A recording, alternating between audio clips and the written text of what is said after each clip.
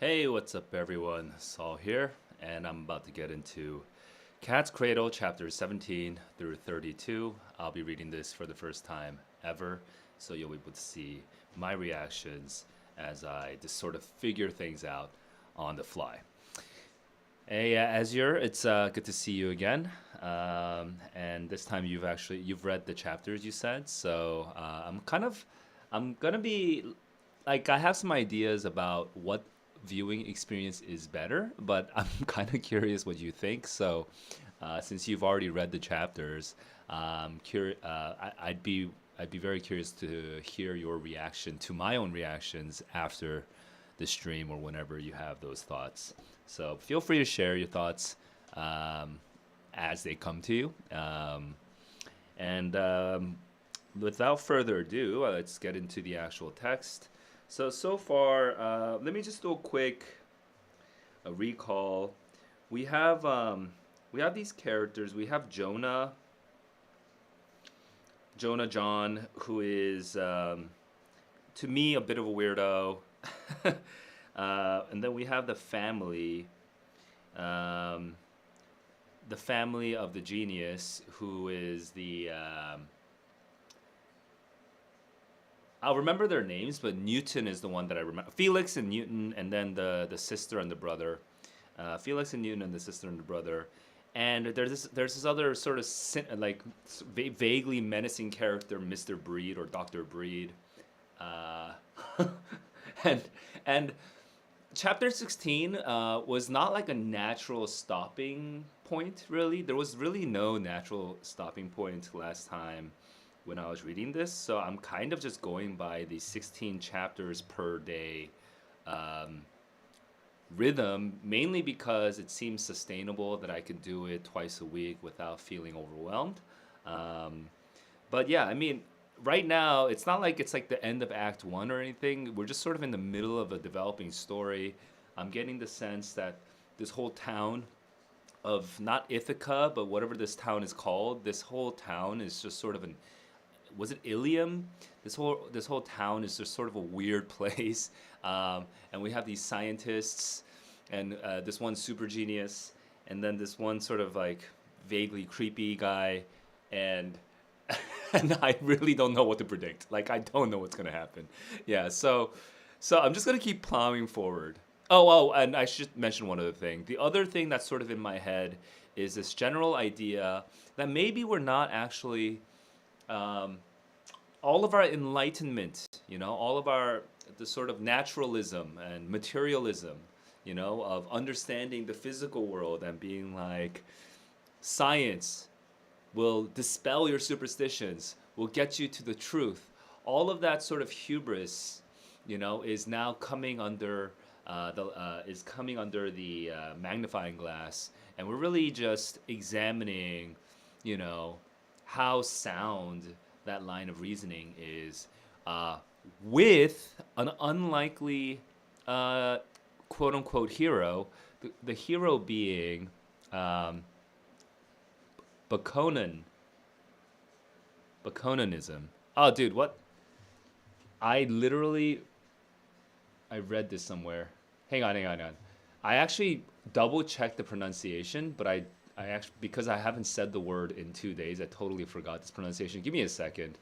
Um, I actually wrote it out somewhere because I found a video where Kurt Vonnegut was talking about his own work. Rather, he was reading his own work. So let me go and find my freaking.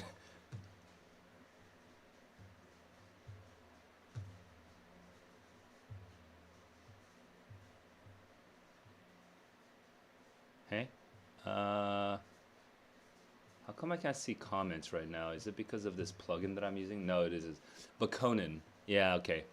Yeah.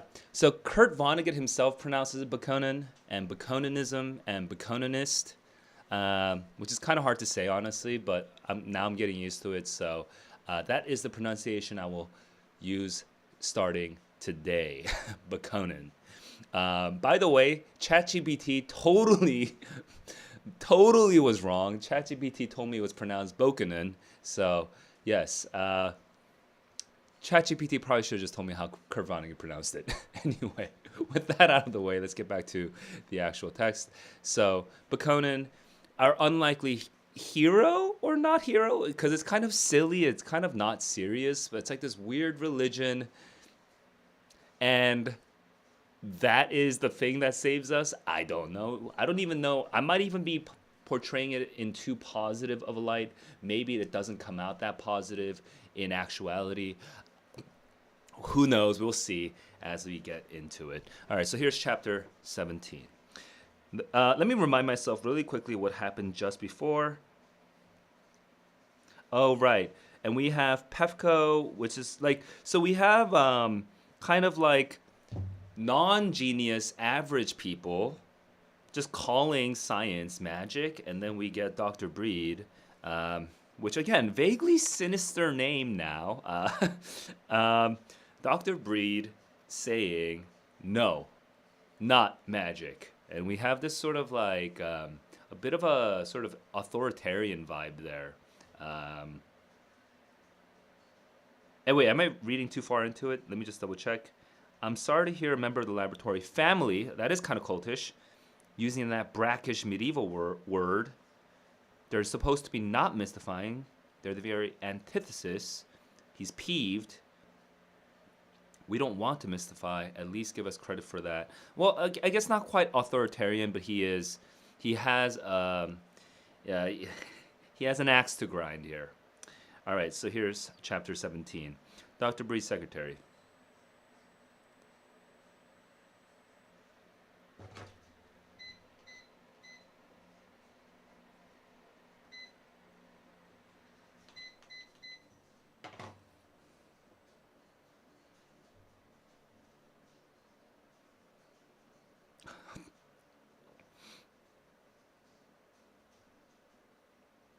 Trying to remember, do we know Naomi right now? Is Naomi a character we had previously? Just trying to figure out. No, I guess she comes out for the first time in chapter 17. Got it.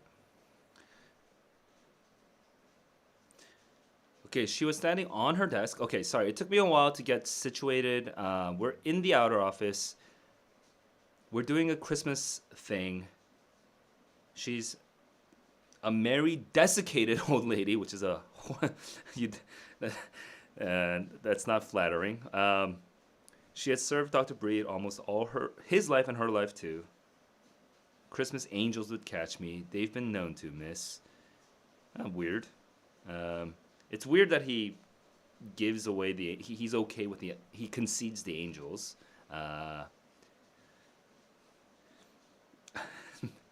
Mary desiccated is terrible. It's so bad. Okay. 2 paper tendrils. Tendrils? Wait, tendrils? There were tendrils before. I forget where these tendrils were from, but there were tendrils. I'm a little triggered right now. Because tendrils are kind of a creepy word, too. Hung down.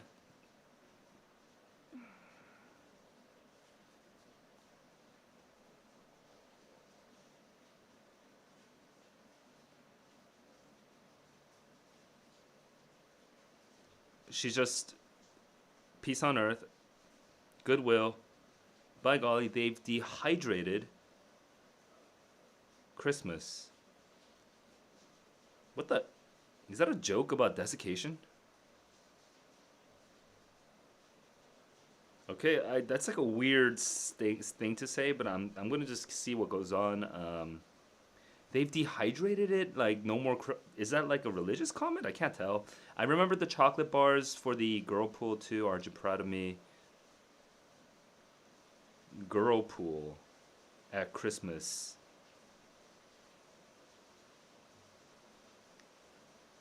Girl pool was the typing bureau in the laboratory's basement. The girls belonged to anybody with access to a dictaphone.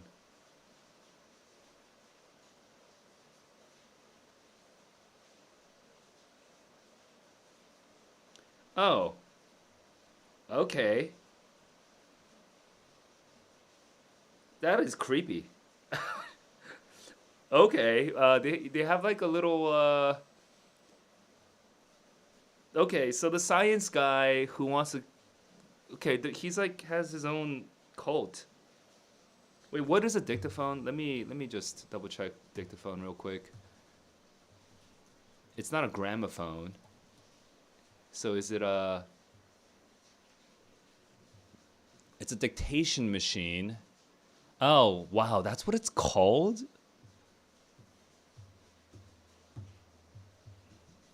I did not know these were called dictation machines or dictaphones. Okay. Um, well, now I know.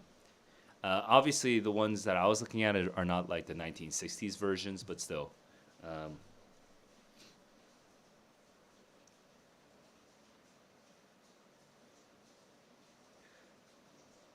the girls belong to anyone with a dictaphone. The hell does that mean, man? But whatever it is, it's like really weird. And God bless them, they're serving science. So this is very, very culty, yeah? It's very strange. Uh, it was connecting to the people in the caress. Okay, that makes sense. Tendrils with the caress. Thank you. The most valuable commodity on earth. We got into the inner office, which is now I'm like, and then now the outer office, inner office is starting to get more vaguely creepy. I attempted to put my thoughts in order for a sensible interview.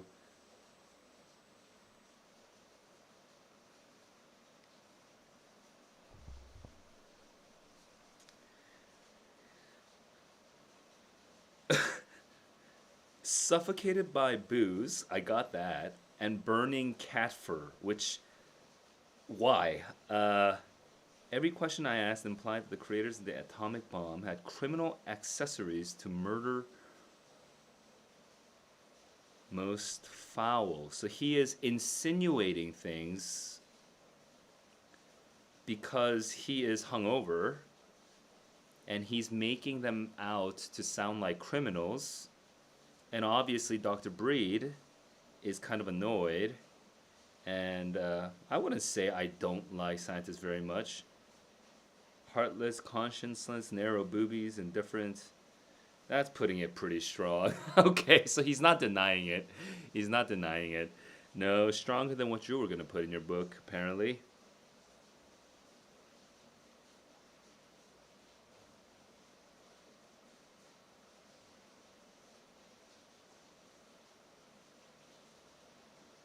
How small is New? Okay, this is just like a, it's like, just like a, it's a throwaway midget joke, which is kind of like eh. The other two are normal.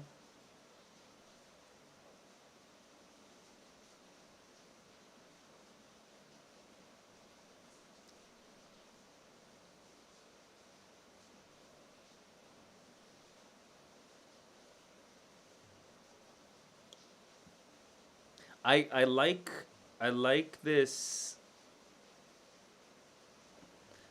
very vanilla, boring interlocutor that our Jonah is. I'd appreciate it if you tell me what it is. It's kind of like it sounds kind of mocking, but you can't tell if he's actually mocking. It's kind of so it's like I can't tell if I'm supposed to laugh or not. Like it gives me this sort of weird ticklish feeling.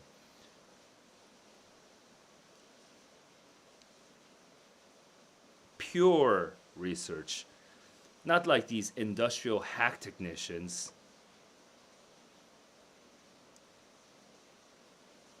We are here, we are paid to increase knowledge. That's very generous of General Forge and Foundry. Nothing generous. New knowledge is the most valuable commodity. The more truth we have to work with, the richer we become. Had I been a Baconanist then, that statement would have made me howl. Foreshadowing, that is the big conflict now. The big conflict, the big theoretical underpinning of this story, as it appears to me, is Baconanism, our hero maybe, versus Dr. Breed. Religion, quote unquote, versus science, quote unquote. Number 19, No More Mud.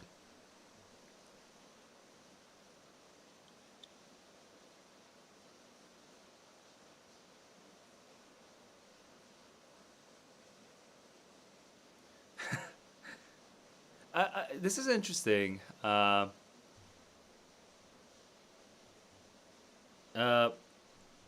People suggest things all the time, but it isn't in the nature of a pure research man to pay any attention to suggestions. His head is full of projects of his own, and that's the way we want it. I feel like that's kind of the romance, right? Um, that is, this is not a ironic depiction of that romance. It's just a genuine romance of um, pure research, of pure science, right? If you go to a university and you want to be a like a pure researcher, you're not like quote unquote sold out to the industry or to whatever. You're gonna do your idealistic pursuit of knowledge. Um, this is the kind of thing that the lab or the university would like sell you on, right? They'd be like, no, yeah, you can just, it's your playground, do what you want, right? Uh, it's funny too, because Kurt Vonnegut went to the University of Chicago, which is where I went, and I just want to check something now. Kurt Vonnegut, U Chicago. Uh, I think he actually did. He actually go there? He went there, or he was there from 44 to 71. So this is before he wrote this book. That for me, this is kind of background knowledge, and this is not usually the kind of thing I want to get too deep into. But actually, he enrolled on the GI Bill as an anthro student in 45. He studied under Redfield, which I didn't know, which is random. But anyway, but the reason I'm bringing this up is because this quotation here,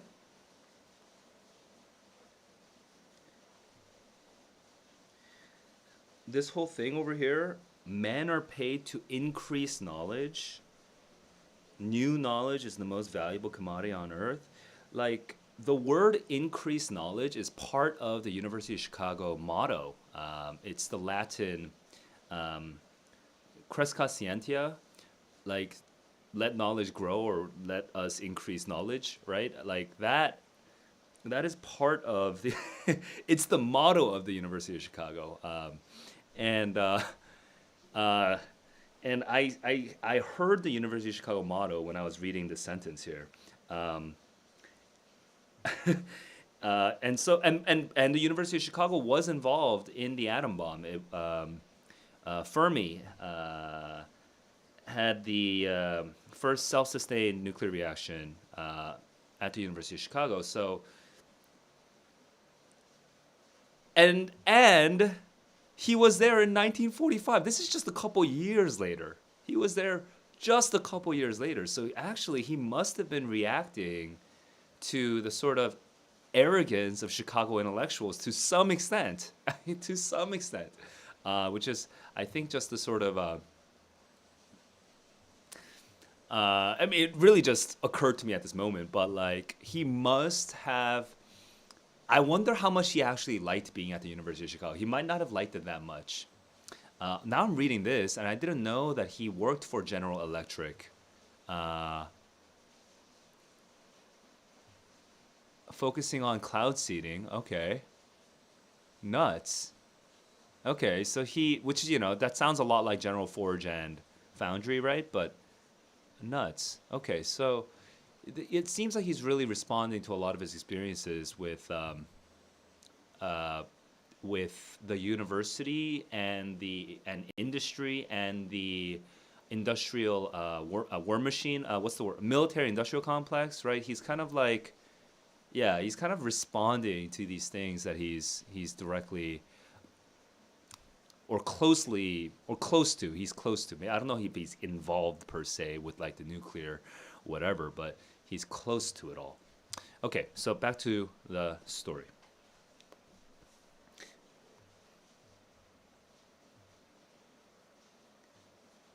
So, yes, this is the kind of thing we would say to a pure researcher. Come, join us. Don't. No, we're not gonna do this stupid. What's it? Technical stuff, or was it? We're not gonna be an industrial hack technician, right? We're gonna be pure research people, and this is exactly the way Chicago people talk. By the way, um, did anybody ever try to suggest projects? Of course, admirals, generals, magician,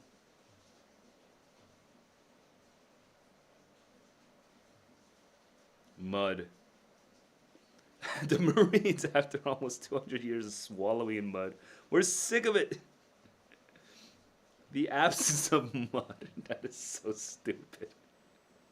I suppose. Was a little pill or a little machine. They wanted something little to carry. And all his ways were playful. Because this is a guy that sees everything as a game.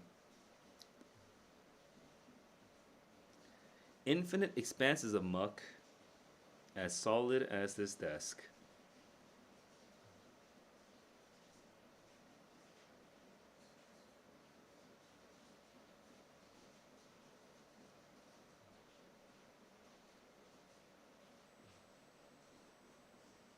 So this is Felix. So I guess this is maybe where the I don't know if I should be um I don't know how far I should be reading into this. I don't want to. I'm going to be cautious right now, but right, I do kind of sense a bit of an ironic distance here. Dr. Breed is saying Felix is playful, and he's doing it with a very positive tone. He's playful. He just tells generals that, maybe you can like take a little particle and turn all the mud into solid uh, dirt, dirt, I guess, right? Um, oh, how fun is what Dr. Breed is saying about Felix, but then I think what Vonnegut, like what the work is trying to imply is actually that way of thinking, that's pure theoretical way of thinking, where theoretically it might be possible. It is a misguided way of thinking is maybe the criticism here, and I'm like trying to see if that is the like what is the attitude of the work to this character Felix. I feel like the attitude of the work towards Felix is different from the attitude of Breed to Felix. Okay, so um, I'm kind of exploring that distance between those two attitudes.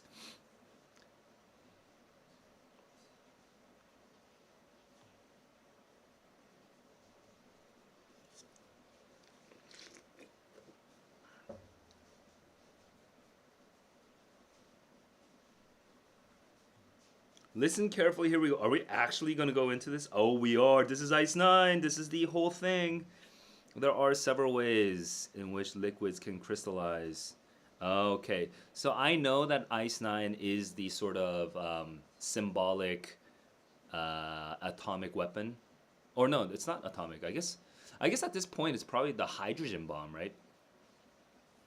Because we already had the nuclear bomb. So now in American history at this point we're kind of pursuing the hydrogen bomb, the H bomb. So this is kind of the symbol for the H bomb, I guess. Um, I think. Anyway, let's go.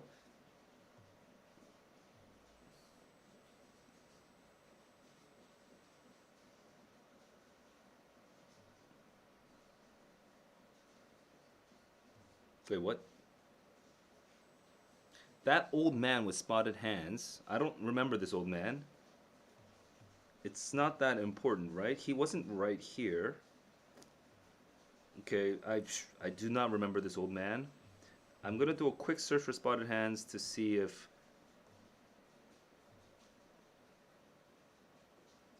anything pops up. Okay, nope. Moving on. Oh no. Oh, we're talking about Dr. Breed. Oh, I'm being stupid. Sorry. Sorry. Uh, Dr. Breed invited me to think of several ways in which cannonballs might be stacked and oranges might be packed. That's like atoms. Got it.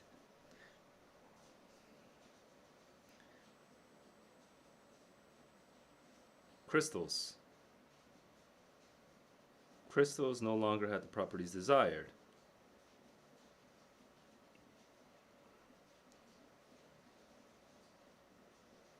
Pure junk. Okay, so it was like crystallizing into garbage.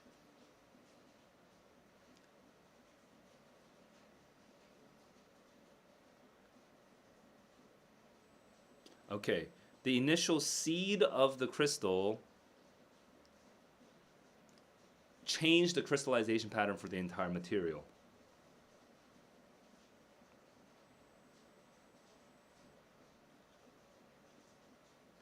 Okay, yeah. So it's kind of like a domino effect.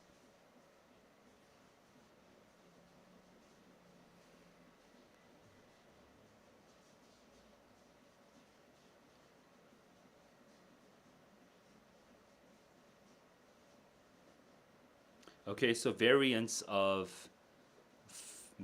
solids with different crystallization patterns, which I'm not a chemist. I wonder if we already have stuff like that in the wild.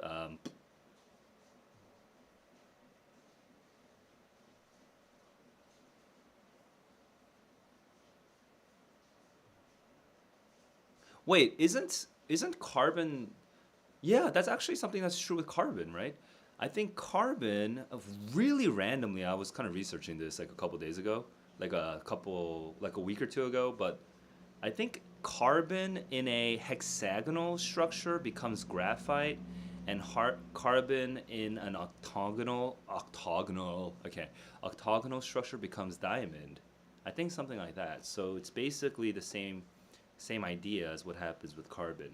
If anybody is watching this and has better chemical understanding, please enlighten me. But anyway, that is how I understand this. Meanwhile, you're saying the attitude towards yes. Uh, yeah, naive in that sort of intellectually arrogant and also blissfully happy way, right? You know, science for science's sake. You know, no connection to the rest of the world is that's the sort of inkling of the criticism that I'm starting to see, but I'm not 100% sure yet. Whispers in his outer office. Whispers loud and portentous. They were the sounds of a girl pool. Fucking creepy. Dude, what the? They were gonna sing? Why are they singing? Choir girl. They sing beautifully. Um, yes. O little town of Bethlehem, forget very soon their interpretation online. The hopes and fears of all the years are here with us tonight. Wait, do I know this song? Let me just double check. O little town of Bethlehem.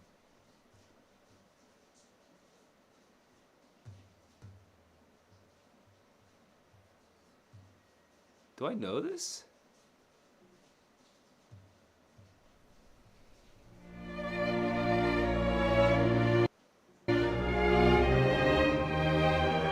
It's not playing. Oh, it is playing, but my audio is getting routed out, so it's not here. It's not coming out to me. Okay. I'm actually kind of confused. How's my audio? Oh, my audio is going to YouTube, but not to me for some reason. Okay.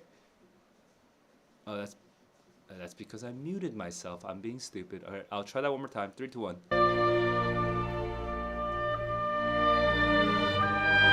Oh, okay, yeah, this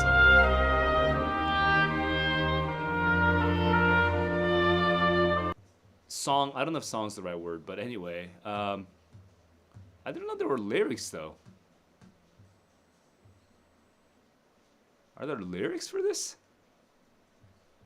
Oops, what the heck just happened? Okay.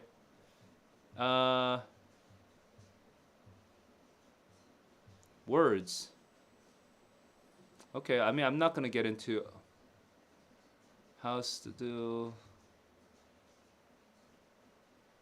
The hopes and fears of all the years are met in thee tonight. So, I guess the reinterpretation. Oops, my bad. I guess the reinterpretation is something to do with science and nuclear, like uh, the apocalypse or something. I can't tell. Chapter 21.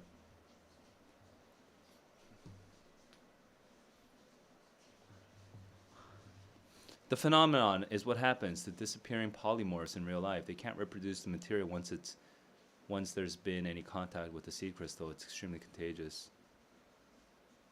Oh, so it's not like carbon and graphite and diamond. It's like a whole other thing. It's like a momentary flash of a thing. That's insane. I've never heard of this. Disappearing polymorphs. You know what? While I'm at it,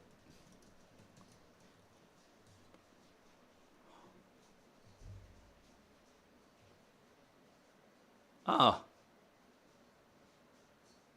concern to both pharmaceutical and hardware industry because they can reduce the. Oh, okay, yeah. This is directly what we're talking about. Let me see if Kurt Vonnegut is mentioned at the bottom. Yeah, it is. It is mentioned at the bottom.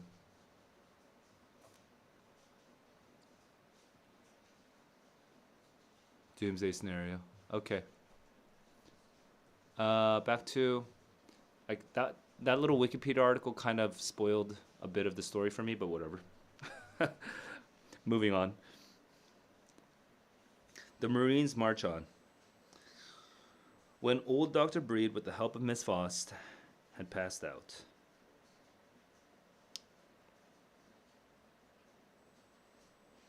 The swamp. Miasma, ooze. A tiny capsule, Ice 9. What if we froze everything and we would rise from the swamp and march on? This sort of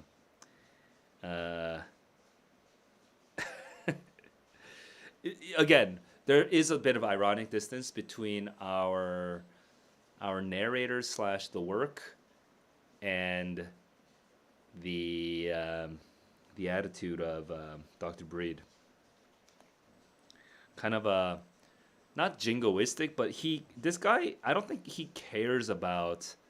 I don't think Dr. Breed is thinking about the war or the politics at all. He is simply thinking about, hey, science. How cool, right? That's like his whole ethos right now.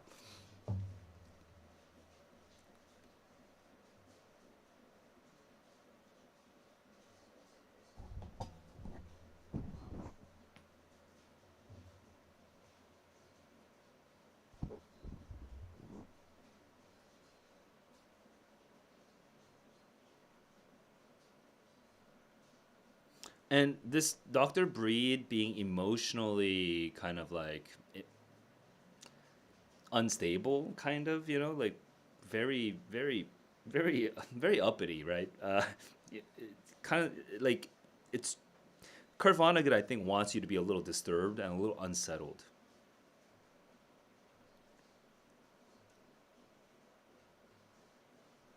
And he has this sort of like obsessive speech pattern. Pure researchmen wouldn't ask such a question. Pure researchmen work on what fascinates them, not on what fascinates other people, right? Like this sort of like, it's kind of a, it's kind of, eh, it's like not sociopathic. It's just, I can't think of the right word for this, but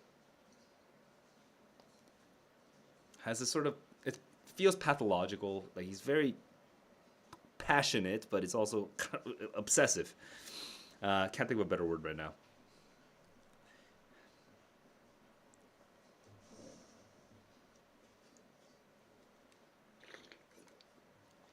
But there is no such thing. It does not exist. They freeze, damn it.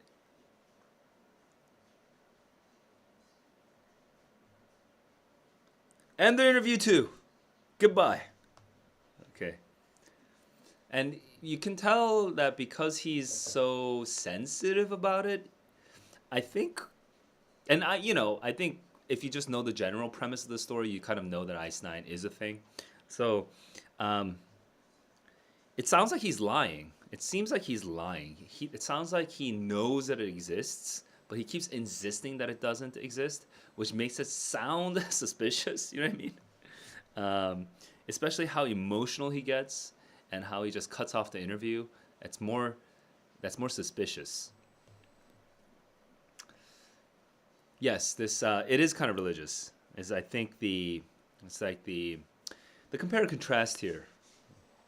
Um, Kurt Vonnegut criticizing the religion of quote unquote science, um, which I think is very applicable still today to some extent. But that gets us into some dangerous conversations, so I'm not gonna do it. But it is something that I think it is still applicable to. It's still a theme worth thinking about for this day and age. Chapter 23. Here we go. Dr. Breed. Oh, so we go straight into it. Yes, it is on. We are just yes, we know it's here. The last batch of brownies. Okay, that development is a little faster than I expected. I kind of assumed that we would kind of keep it underwater for a bit before revealing that it actually existed. But here we go.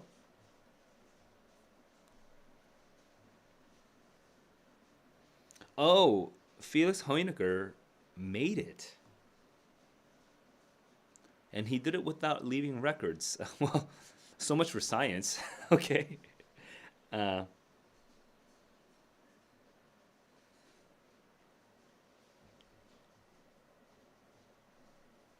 a chip of ice 9, blue white, melting point 114.4. Chip, little bottle in his pocket.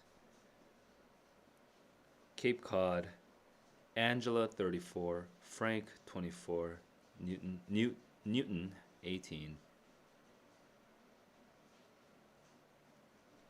And the children divided the ice 9.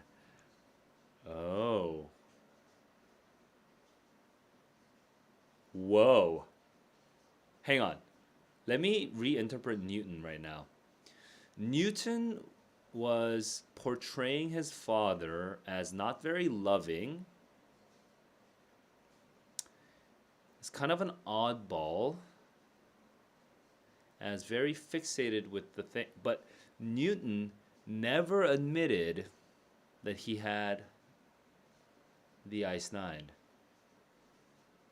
This thing that could freeze the world. What's going on here, you know? I'm feeling... Up until now, I had seen Newton primarily as a sort of oddity. You know, I didn't imbue this character with any sinister motives, or I didn't doubt his motives at all. But now I'm like, what's up, Newton? A Wampeter. Okay. Is the pivot of a Karas, and the Karas is a group of people that are connected together. And a Wampeter is kind of like the hub. And it could be anything. It could be an idea. It could be a book. It could be the Grail. It could be a melody. So it's not it's not really a person, at least. There's no, it's not, the assumption is not that it's a person, it's a thing. And we revolve about it. It's spiral nebula, which is like a kind of beautiful image of these human beings sort of spiraling around a melody. Okay. Um,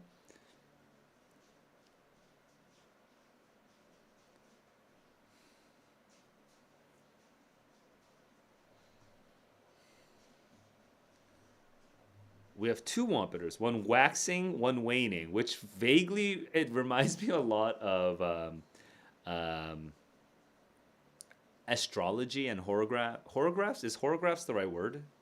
Horoscopes.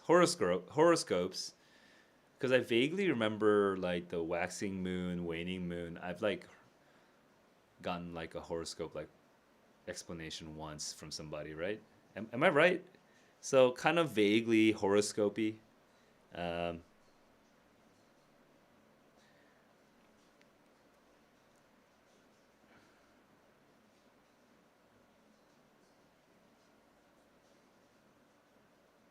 So the Wampeter of this Karas is Ice Nine.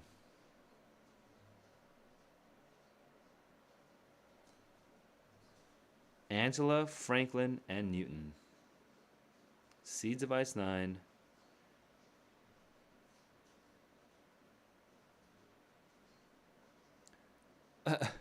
These three chips.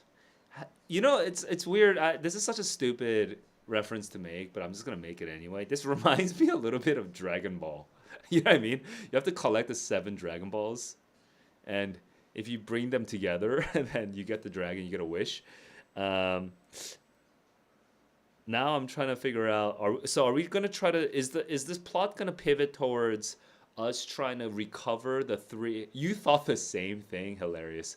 Um, is this whole thing gonna be about recovering the three chips so we can save the world? Um, that would be a very standard action adventure plot. So we'll see. Dragon Ball.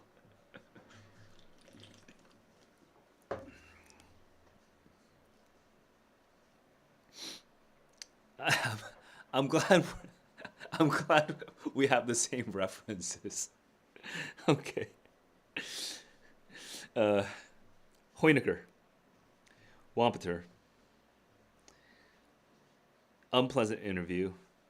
Faust. Is Faust the older lady, or what was this lady? Oh, this is the secretary, the desiccated, um, married desiccated lady.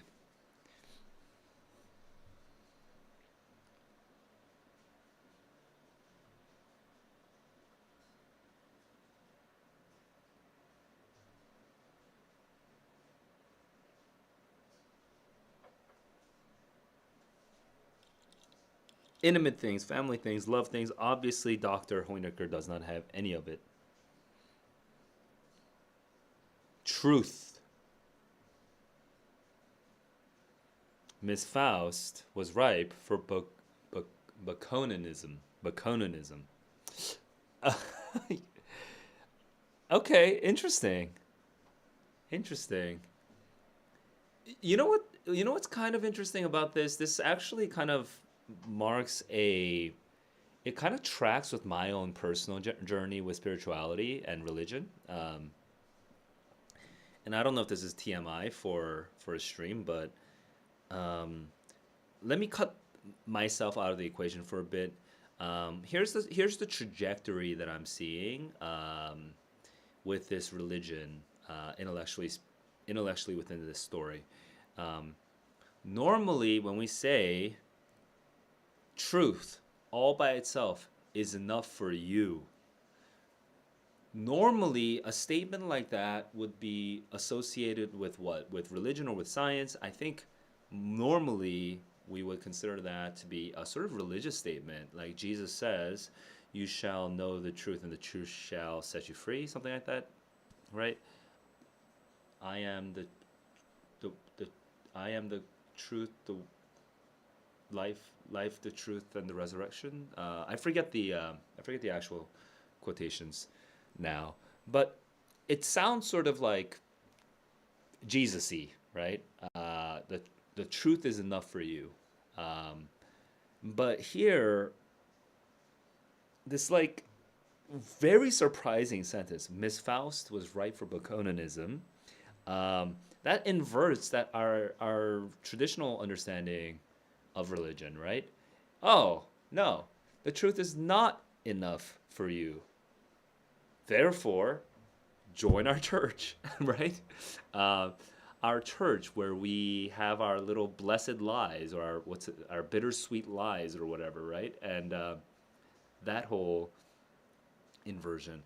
Um, that tracks with my personal journey with religion too. I'll share more when appropriate, but I just find that very interesting that Kurt Vonnegut is kind of conceiving of religion, or maybe redefining or inventing perhaps a religion that's an inversion of what we normally think of as religion. And we're going straight into religion. Here we go. Did you ever talk to Dr. Hoyniker?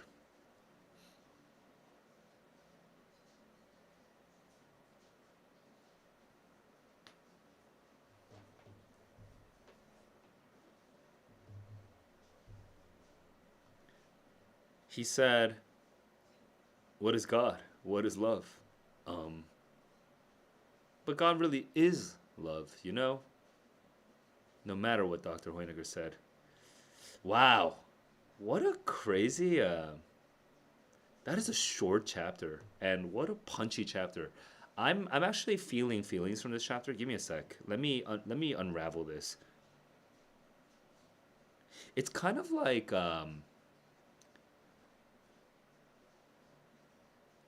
movingly simple. After all of the sort of like silliness of the scientists talking, this person is kind of like quote unquote. This person's the dumb person, right? Is one of the dumb people, but this dumb person has this sort of moving belief. It's just faith. Uh, she doesn't have reasons for her belief. She just believes. And so she makes an absolutely true statement. God is love.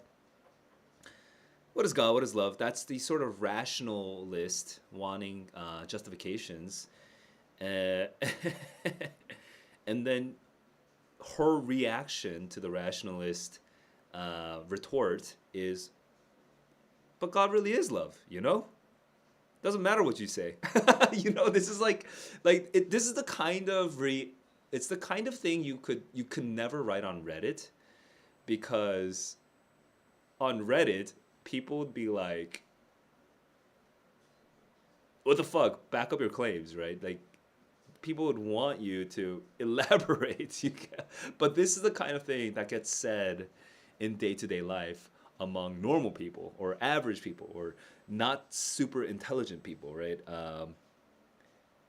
And and Kurt Vonnegut actually gives a lot of attention to Miss Faust, right? This book is giving a lot of attention to Miss Faust. It's probably the shortest chapter we've had so far. It's very punchy. So, okay, I'm feeling conflicting, confusing feelings, but anyway, that's just what my brain is saying at this moment. Let's go. Men from Mars.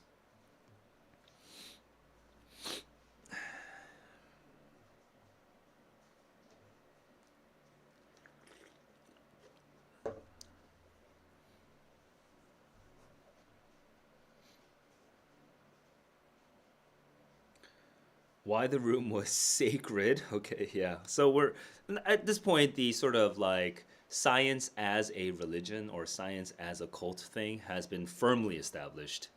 We no longer need to debate it.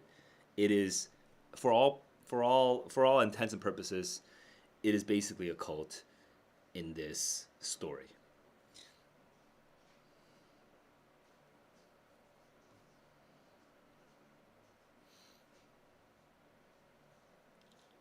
Where he was, there was a frontier of knowledge. The importance of this one man in the history of mankind is incalculable, which is the kind of thing we said about Oppenheimer. Uh, if the movie representation is to be trusted, which because I never did additional research on Oppenheimer himself, but yeah, people would say things like that about Oppenheimer in the movie. And as I heard, the movie's pretty true to the overall. It's pretty true to the details of the real history.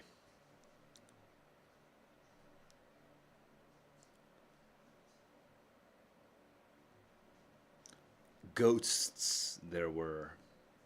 I accepted. Rubber bands. Quantity of cheap toys. Paper kite. String.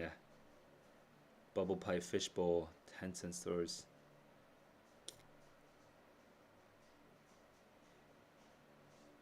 The cheap gay toys. It's interesting because that is such a humanizing detail. Um, um, it makes this character feel very real. Because as weird as this character is, Felix or Dr. Hoenicker, um, this like detail with him having a bunch of toys like strewn about makes him feel very real.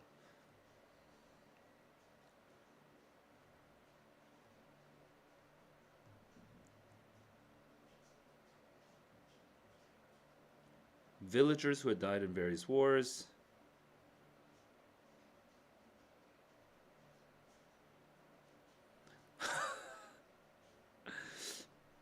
That is such a inversion. Photographing how cannonballs are stacked on different lawns. So it's hilarious.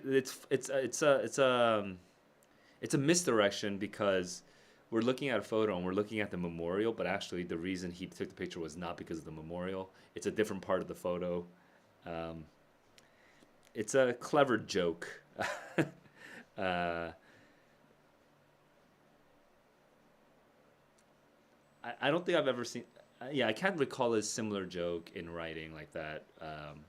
But Kurt Vonnegut kind of misdirecting us like that is clever.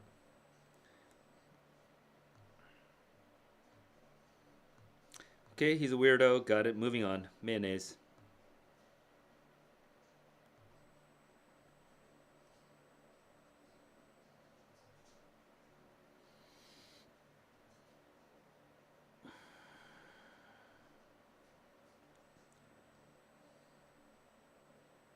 He grabbed his own behind and cried yes, yes whenever he felt he made a point.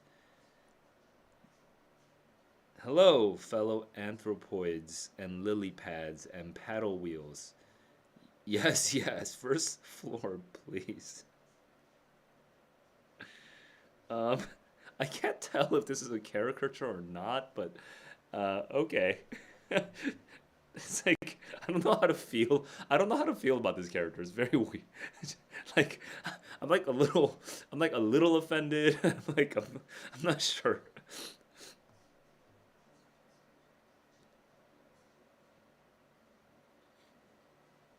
Man told me that these here elevators was Mayan architecture.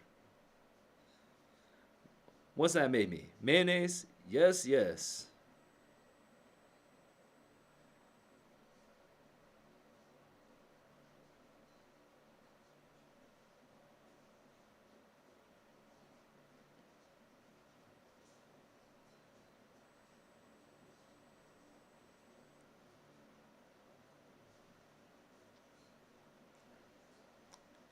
Okay, very cartoonish character.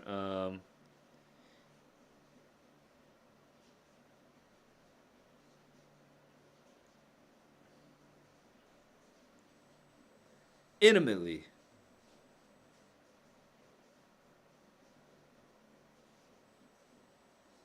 I said, Dr. Hoenicker, he ain't dead. Oh, just entered a new dimension. Yes, yes. Punch the button, down we went. Babies full of rabies. Okay. Not sure how to process what we just learned about Mr. Knowles. Um, he I can't, I guy, it's like awkwardly maybe racist. Like I'm not, it's like I don't like that. I don't like that caricature of that kind of character. This sort of like goofy, extremely talkative. I don't like it, but it's also so unusual that it's hard to place exactly whether it's like a normal racist. Yeah, like I don't know. It's like a little weird. I mean, in the 1960s, Kurt Vonnegut knows. I mean, Kurt Vonnegut chatting with his friends, probably just there's cheap laughs, right? Cheap laughs at the expense of other people. It was a different world, so I'm not. I don't want to time travel with my sense of propriety here, but yeah, but I'm gonna feel what I feel. It just feels like like it's kind of it's a very cartoonish character.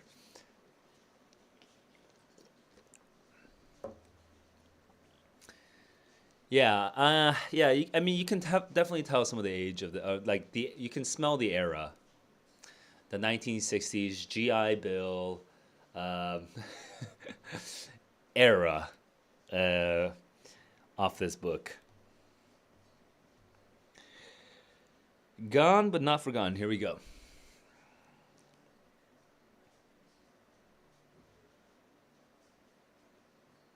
Sandra.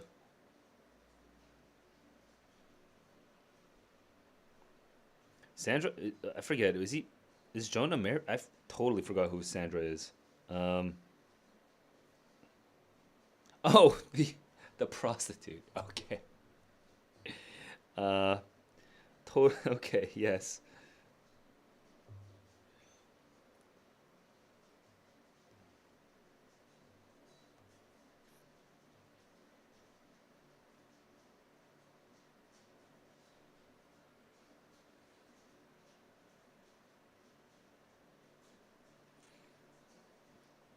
So he's trying to get a photo of the of Felix's tomb, which I kind of just lost track for a bit, but got it. He's thinking of that as maybe a picture for the jacket. Okay, biggest marker, an alabaster phallus, plastered with sleet. Okay. And sleet is white, although in this case it's a little gray, so it's like okay, it's like all right, like a white gray thing covering this big phallus. Sure, it just I don't know the color of alabaster. Let me just get the color of alabaster real quick. Um, I don't know. I actually don't know what alabaster looks like. Oh, okay, cool. That looks awesome. Okay, so kind of marble looking, marble-ish looking, more like a like caramel and vanilla. All right, a little bit orangish.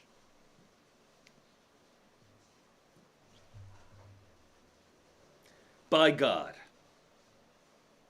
how's that a pseudo memorial to a father of the atom bomb? Uh,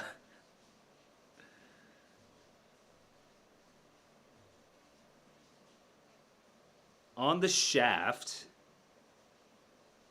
So help me God was the word mother. Okay, okay, okay. What am I supposed to do with this information? Like I'm like it is ridiculous right now. Okay, so we have a big phallus. We're wiping off the white sleet, and then it just says mother, mother, mother, mother. Oh, there was a poem. How I pray for you to guard us every day. You are not dead, but only sleeping. We should smile and stop our weeping. So this is the daughter. The daughter who had to become the real mother because the mother died giving birth to Newton, right?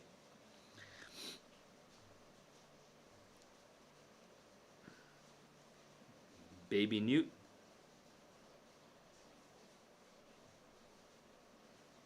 Okay, so that was actually where the mother. Yeah, that is actually the memorial for the mother.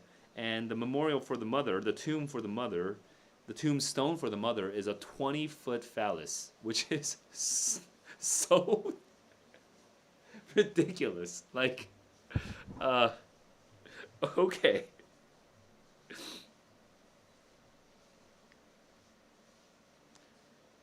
Marble cube, 40 centimeters on each side, so much smaller, much more modern. Uh, if the mother is more organic, right? More biological, more visceral, more penis, right? There's just more, you know. Then the father is a cube, right? Um, Modernist, an abstract form. uh, perfectly 40 centimeters on either side. And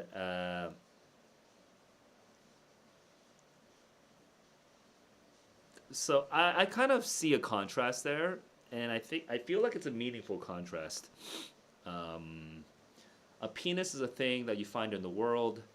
A cube is not. Okay, moving on. 31.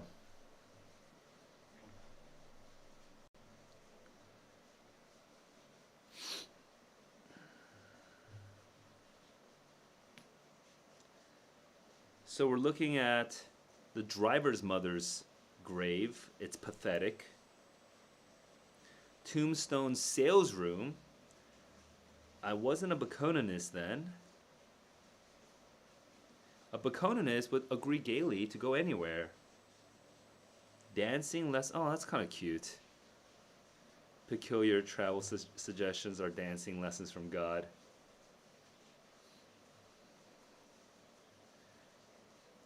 Avram Breed and Sons, which is again maybe connected to the Breed family, and Breed and Sons is such a funny name, but okay.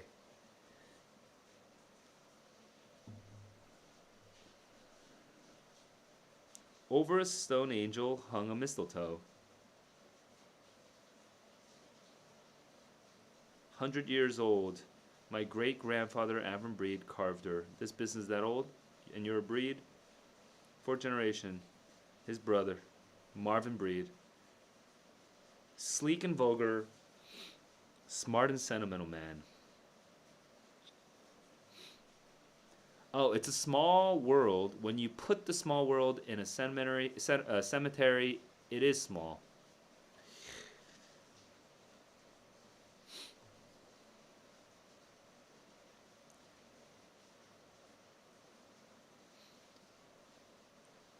Okay, so we're learning more about Hoenicker through this.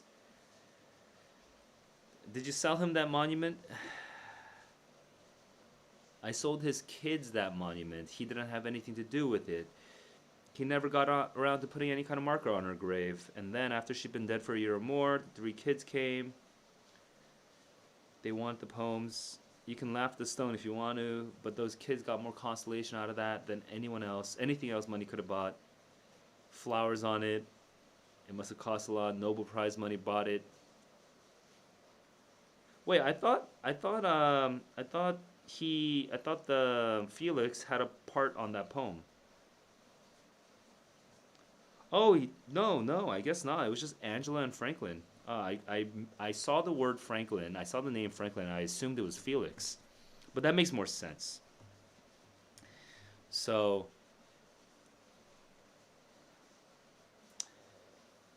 the kids wrote those poems.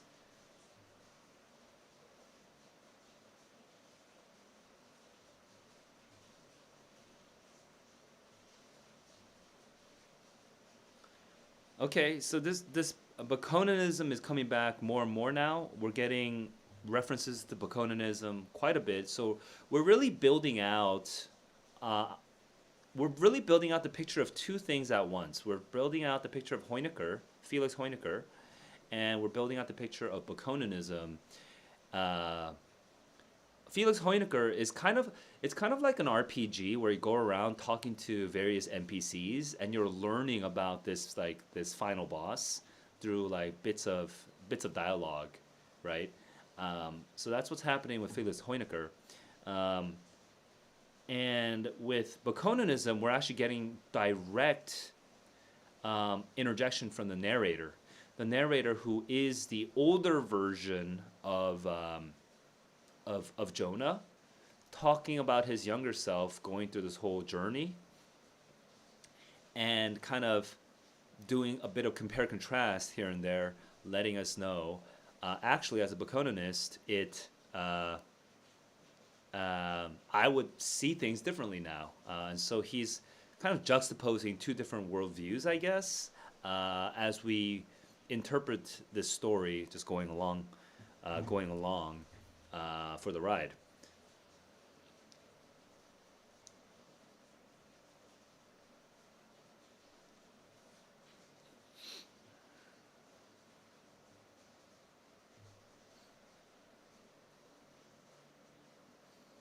Busy, busy, busy is what Bakuninists whisper whenever we think about how unpredictable life really is.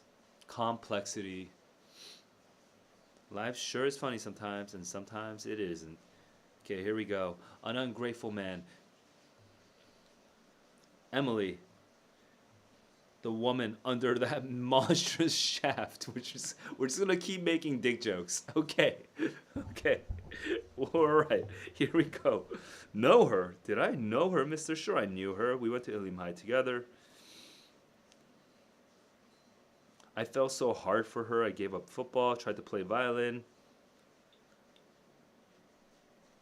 Asa came home. Introduced Asa to Emily. He took her away. Pretty was she? Pretty. First Lady Angel.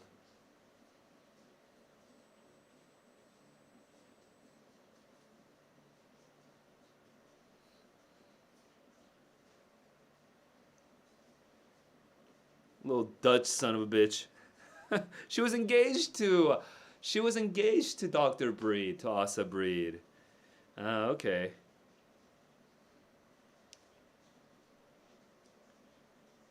Except I guess the difference is Marvin is having a normal reaction to having uh, his his girl stolen. He's upset, right? But Asa Breed has still kind of reveres and worships um, Felix Hoenecker, the guy who stole his his his fiancee. You know, uh, so in the parlance of the 2024 era, Asa Breed is a cuck. Sorry. Do people still say cuck? It's definitely like a right wing thing, right? Sorry, I just need to say it. All right, I'm done with that. Um, but but yeah, Asa Breed is so. But this actually kind of gets at the unreality of Asa Breed versus Marvin. Marvin feels like a normal, relatable person. Asa Breed does not seem like a normal, relatable person.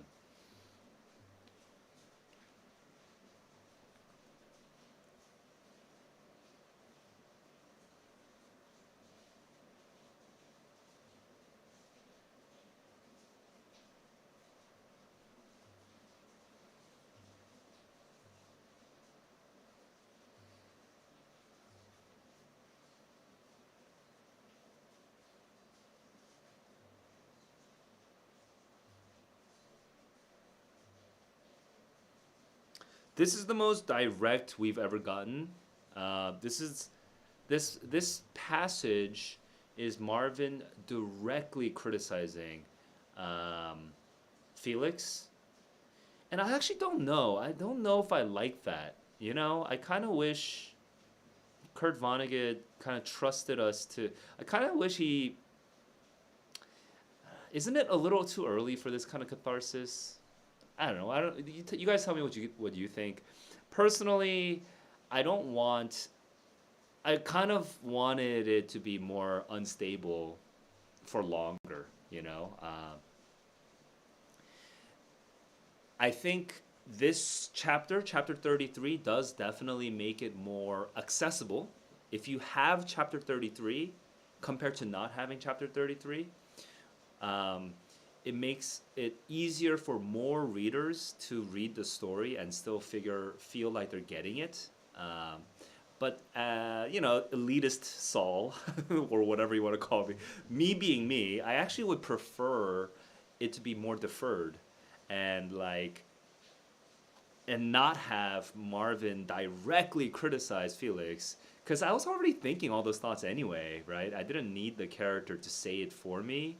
Um, you know, so my literary criticism on this one is that I feel like Kurt Vonnegut could have trusted his readers a little bit more. You know, just delayed it more. We could have damned and condemned.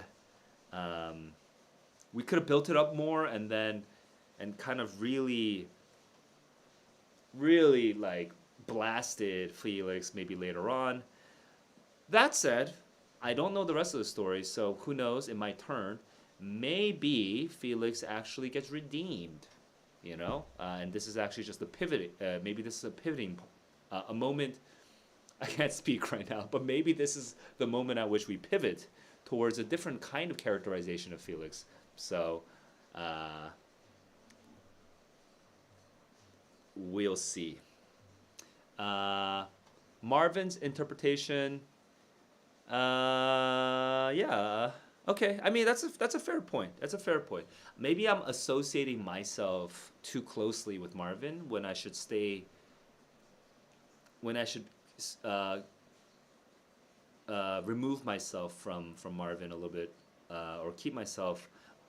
What happened? I was talking pretty eloquently until just now. Now I'm like not able to talk. But anyway, anyway, maybe I should keep some distance between me and Marvin. So you know what? Thank you. I'm gonna keep that in mind, and I'm gonna be a little bit more neutral now.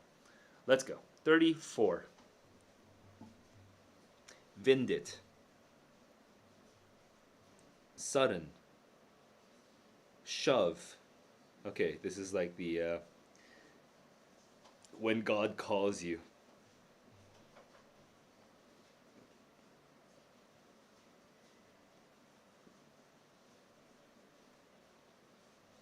Aw.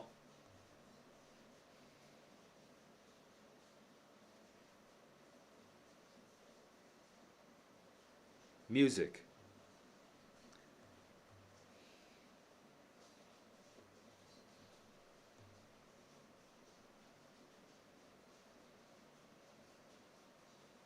That's why she married him. She said his mind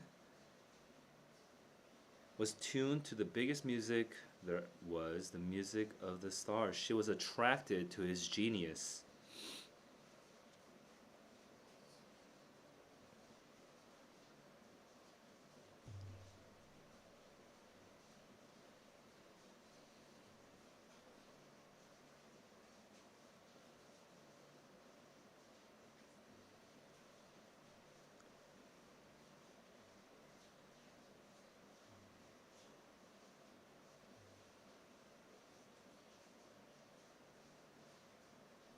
Frank raised his thumb at the first car. He just left.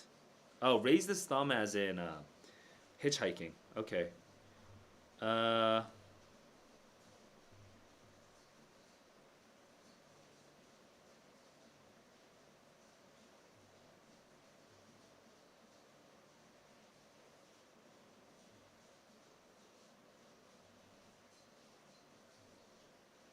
what?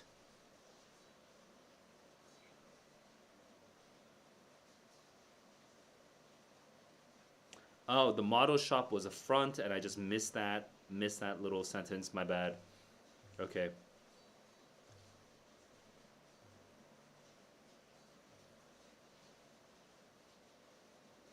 He got mixed up with the Russian girl,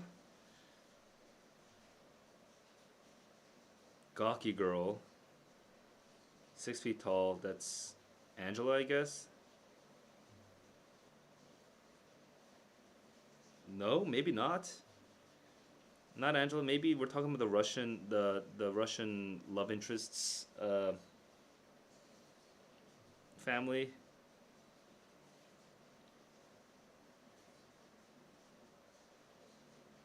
I'm actually lost about this. I'm losing track with the characters here.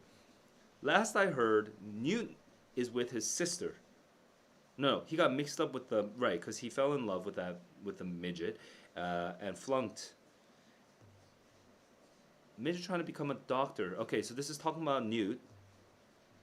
And in the same miserable family, there's the big gawky girl over 6 feet tall. I think that's Angela. That man, I think that is Felix. Pulled that Angela girl out of high school so he could go on having some woman take care of him. Oh, yes, yes, yes, Angela. Got it.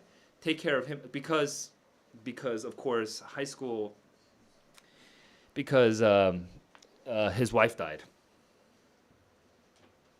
Okay, took a long time to parse that's that rant. She left school. Nobody ever asked her out. She didn't have friends. Right. She had to sacrifice herself. Lock herself in a room. She'd play clarinet. The miracle is that she actually got a husband.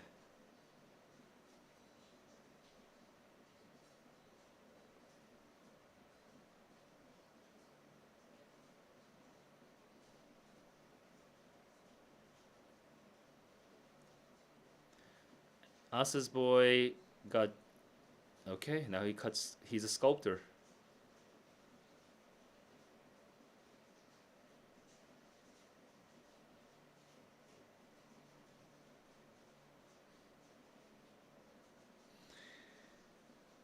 It was never paid for. The German immigrant was on. This immigrant was on his way west with his wife. She died of smallpox. Angel to be put up over her. And he showed my great grandfather he had the cash, but then he was robbed. With some land he bought, so he left. He just left this angel. So there's like this weird, um, there's this weird symbolic thing where this German immigrant comes, gets robbed, leaves an angel for Ilium. And what am I supposed to do with this Ilium angel? Well, I think what's going to happen is John or Jonah is going to buy the angel and give it to the cab driver, turning himself into an angel and then converting, I guess, towards Baconanism. Is that what happens? No.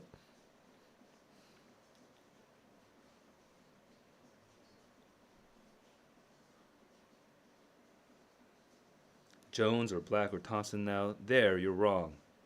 There, you're wrong. Seem to tip tunnels leading in all directions through time. I had a Baconist vision of the unity in every second of all time and all wandering mankind, all wandering womankind, all wandering children. There, you're wrong, I said. You know some people by that name? Yes. The name was my last name, too.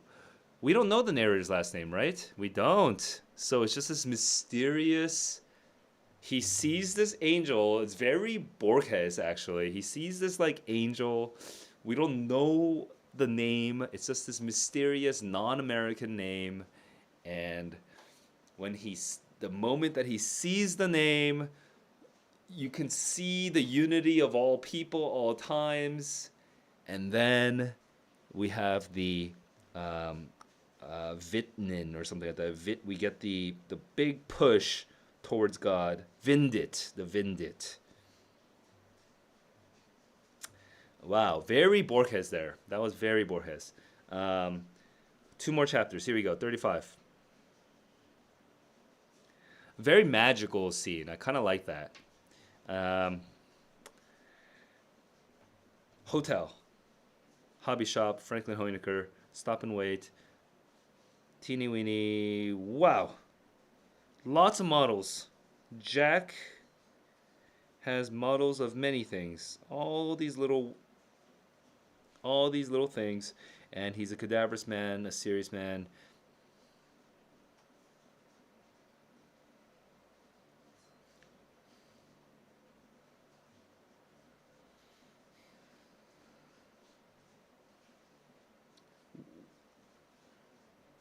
Okay. Jack is struggling.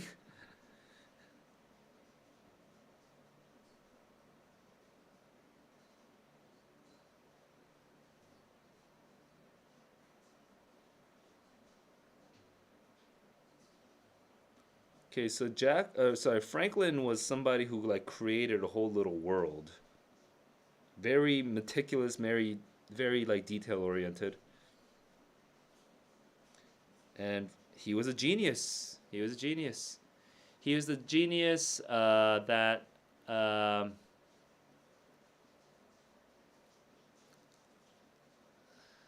he had ants battle each other, but he's like a little tinkerer, and he's a different kind of genius from his father is the vibe I'm getting, right?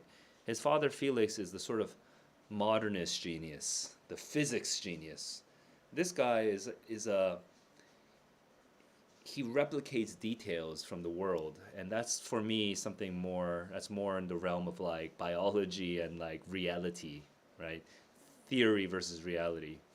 Um, I might be pushing that comparison a little too hard, so I'm kind of reserving judgment there, but that's my current hypothesis. He didn't have any home life. This was his real home.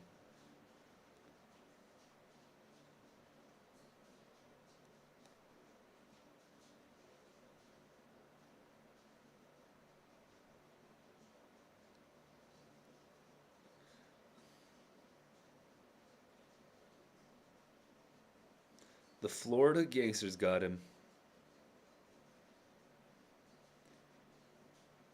Mm.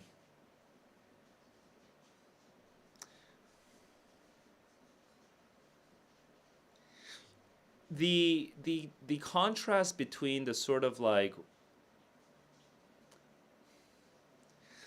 there is an interesting contrast between the normal people and the smart people. Does that make sense? And I don't know if that's a fair way. I don't know if that's the best wording for this, but the normal people, the people with the normal jobs, they have more, the emotions that they express feel more real.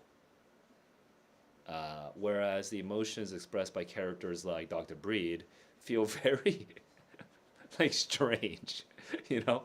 Um, Maybe I'm just maybe I'm biased, but like I,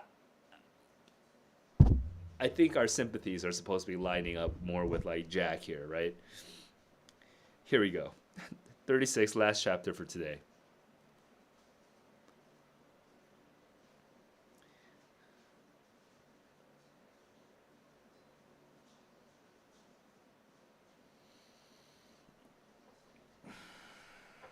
A poor poet was so okay, we're changing settings. We're no longer in Ilium. We're kind of explaining what's happening back home in New York City.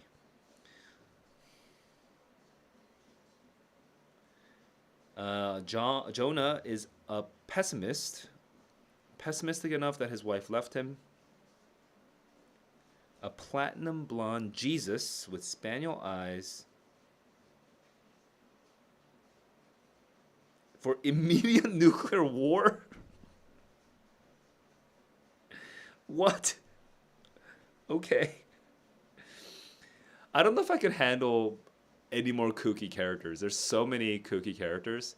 Um, and yeah, sorry, I actually just realized some of the chats that you were sending were very helpful, but I guess I just didn't see it in time. Anyway, going back to this, I today I am kind of overloaded on the kooky characters. So I'm gonna push myself through this chapter, but I have to say I am quivering right now. It's like, oh my god, more crazy characters. Um, Chairman of Poets and Painters for Immediate Nuclear War. Um,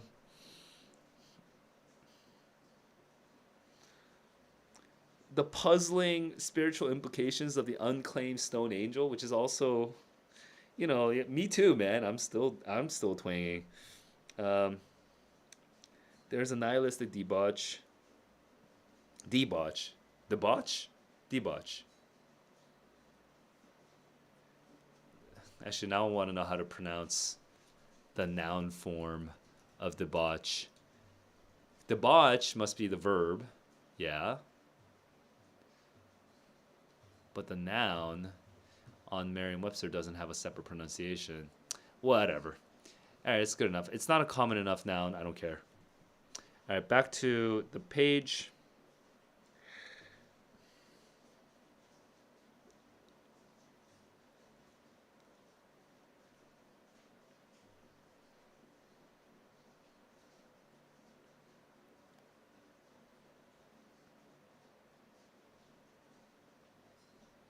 $300 of long distance calls, set my couch on fire in 5 places, killed my cat and my avocado tree. All right, so there's something weird with the cats in this book. It's at this point there's too many things happening, and now I am feeling overwhelmed. Like I don't know what to do with the cats at all. I don't remember the cats. I think I'd have to reread it for the cats, because fuck me if I figure out what the deal is with the cats right now.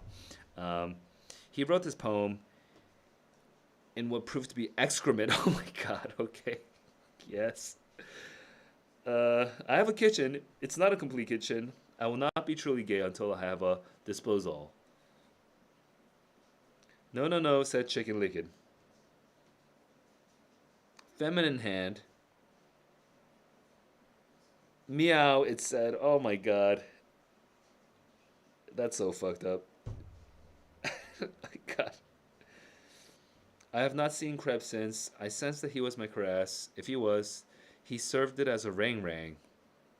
Steers people away from a line. He's like a devil, basically.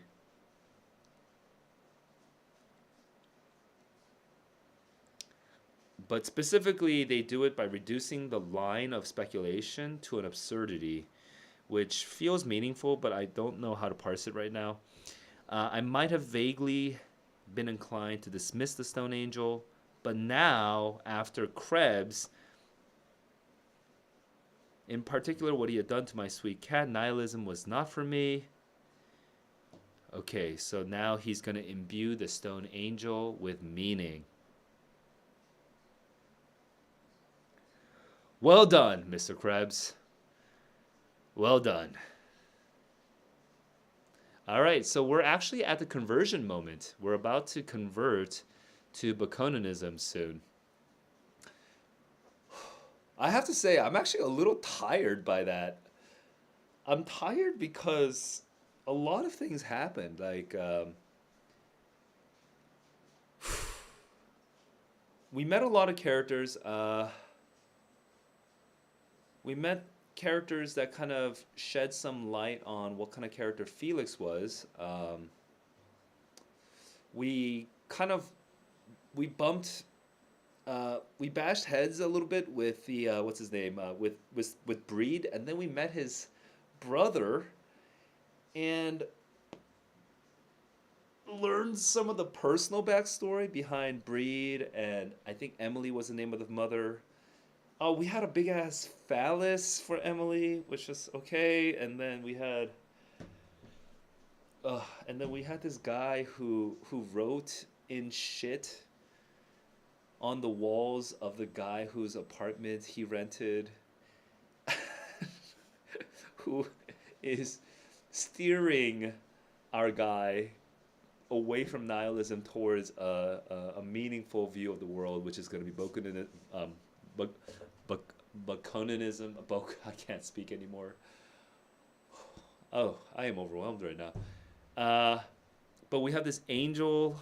We have this angel that is. I feel like we're gonna return to Marvin. We're gonna return to the angel, and maybe he won't buy it. Maybe he'll steal it. Who knows? But he's gonna get this angel back to the. He's gonna take this angel, and maybe give it to the cab driver. Meanwhile, the three children. It turns out there's this whole undercurrent. They actually have world-destroying substances on them. Whew, that's a lot, dude. That is a lot. Like, I am barely holding on now. But it's fun. It's been fun. I'm like laughing. I'm laughing. The way I'm laughing is I'm laughing because it's ridiculous. I'm also laughing because I don't know. Like, I'm laughing because I don't know what else to think. Like, it's absurd, right? So I'm like, how am I supposed to interpret this thing, right? This thing that's happening. So, I feel my rational senses being carpet bombed. Am I allowed to say that? I feel my rational senses being carpet bombed by Vonnegut right now, and I'm just sort of trying to navigate my way out.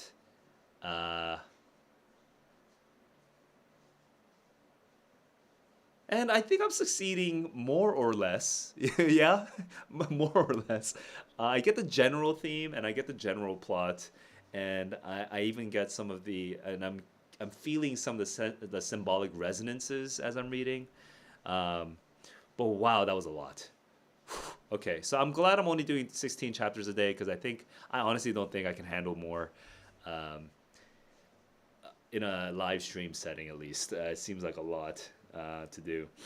Okay, so I don't really have a neat summary of everything I just read. I just know what is happening, and I'm sort of just waiting to see what happens next. Yeah, I exactly. You and me both, brother. You and me both. I'm just sort of, um, I'm a little bit dumbfounded, and I'm just sort of seeing what happens. Um, Science is going to ruin humanity, and maybe Baconanism is going to save us. Maybe, right? and and we'll see what happens. And maybe Felix the mystery. Maybe Felix will be the clue to the mystery of Ice Nine in some way. You know, maybe or maybe not. Maybe there's no redemption. Maybe he's just a total piece of shit. I don't know. I have no idea. Okay, that's it for me. I'm gonna need to take a break before my next class. So hey, Azure, good to see you again. I'm glad that you nudged me to read this book. Uh, Not the easiest book, but very enjoyable, and I'm glad to finally get to this book because it's been on my list for a long time. Um, uh, I hope you are. I can't speak right now, but I hope you enjoy the stream, and I am also curious. Um, what's the what is the experience like, and how is the experience different having read the story and just reading my um, listening to my reactions with versus just listening to my reactions and kind of going along without having read it. I'm gonna assume it's better when you've read it first, but I don't know. You tell me. All right, that's my last thought. I need a breather though, so I will end the stream. Until next time, guys, keep on learning, keep on growing. Peace.